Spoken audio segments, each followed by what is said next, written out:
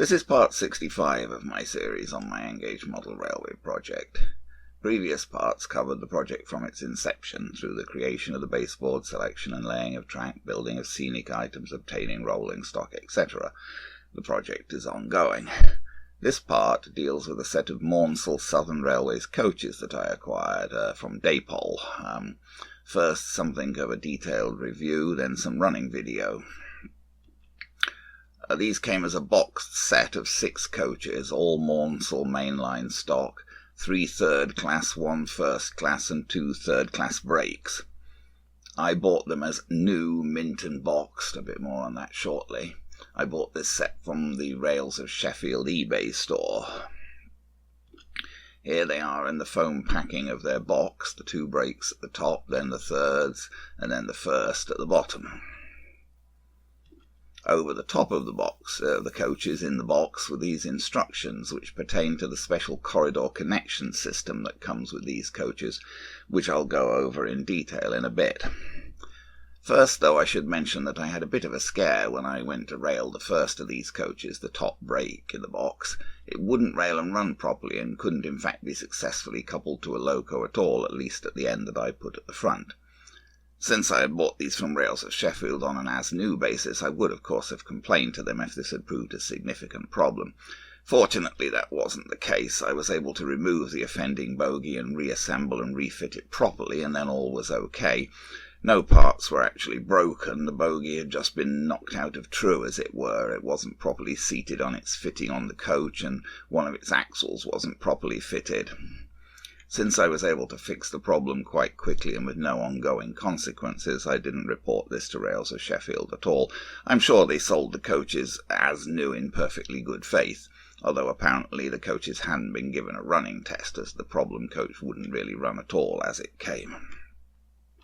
Anyway, with that scare out of the way, I got all the coaches railed, no problem with any of the others, and gave them a running test. First, I gave them a quick try-out coupled normally without using the special corridor connectors.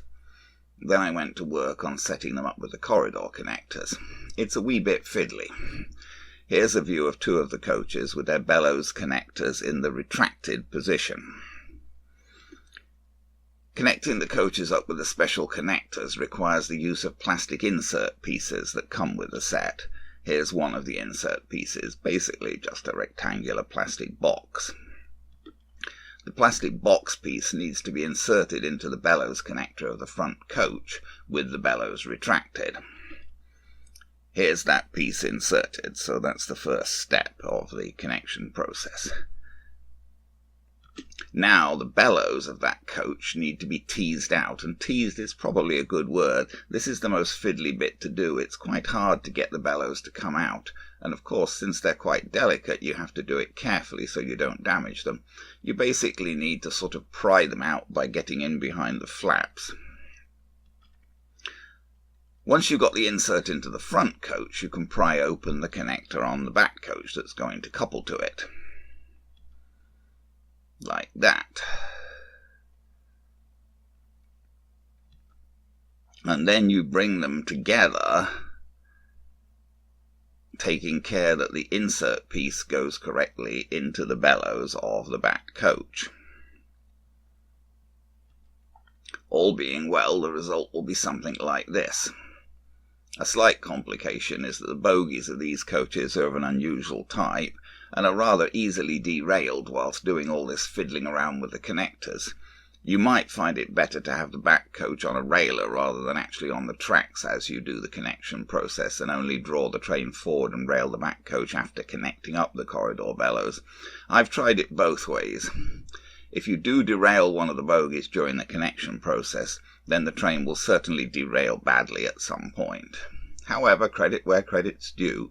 If you get all of the coach bogies railed correctly, the coaches run very well, and I've never had them derail once fully railed properly, even going round tight curves and over points, and this applies to running with all of the corridor connectors in places between the coaches. When I received these coaches, I didn't really have a very suitable Southern Railways loco to pull them. I did buy before these a Dapol Schools loco, but that's a whole other story. and what I have there is not really a piece of functioning rolling stock. Well, I can get it to run if I remove one of the axles. What I did have was the Union Mills T9 Greyhound seen here. This was in BR livery when I got it, and also needed some fixing. It was bought used on eBay. After fixing its major problems, I refinished it in Southern Railways black, see part 62 of this series. This loco actually has bits of bent wire instead of regular rapido couplings, but they seem to hook up to rapido couplings okay, so I've left them for now. The whole train ran fine with this loco, and I was very pleased with both the look and the functioning of the Dapol coaches. I've generally been very pleased with the Dapol coaches I've acquired. They're very nicely finished and detailed, they run well, and they come with extras such as alternate NEM couplings and the special connectors seen here. I'm distinctly more ambivalent about Dapol locomotives. They're also nice cosmetically, but I've had a number of problems with them as runners. Anyway, I only wish Dapol made LMS coaches. LMS is the company I model more principally than anything else. Based on my experience with their LNER and Southern coaches, if they made LMS coaches, I would definitely buy them. I'm generally very pleased with the look of these Maunsell coaches. Of course, they might benefit from some gentle weathering. And the corridor connectors are not perfect, but realistically it's almost impossible to have perfect corridor connectors in N-gauge. These work well even round curves and are definitely an improvement over just having gaps between the coaches. Here are the coaches with their initial loco pulled into Colville Station. A bit too much of a mixture here really, with Caledonian Railways stock in the foreground and GWR four-wheeled coaches on platform 1. Here's the train going around the woods behind Bilston, with a little GWR train of Dapol siphon wagons in Bilston. And here's the train with 2 of its coaches drawn up in the recently added Uppingham Station. And from the other side of Uppingham Station. And the back.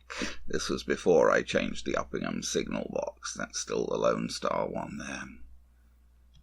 And back in Colville Station, beside the Duchess of Buccleuch, with some Stanier coaches. And I finally got a slightly nicer-looking engine for the train. This is actually the same class, a T9 Greyhound, but this one is in Southern olive green livery matching the coaches and was bought new from Union Mills. They really do make a very good-looking train like this. I only wish the loco was lined. I'm tempted to try, but I don't know whether my skills would be up to that kind of fine finishing. Here's this version of the train in Colville, along with a new Union Mills LMS Prince of Wales class, which I ordered at the same time as this T9. So, now let's see a little running video of these coaches. I apologise for the running video not being better quality. It was shot with a Mobius mini camera, which is actually a good camera, but I don't really have any camera that will focus in close enough to get really sharp video of coaches as they pass close by. Anyway, here we go.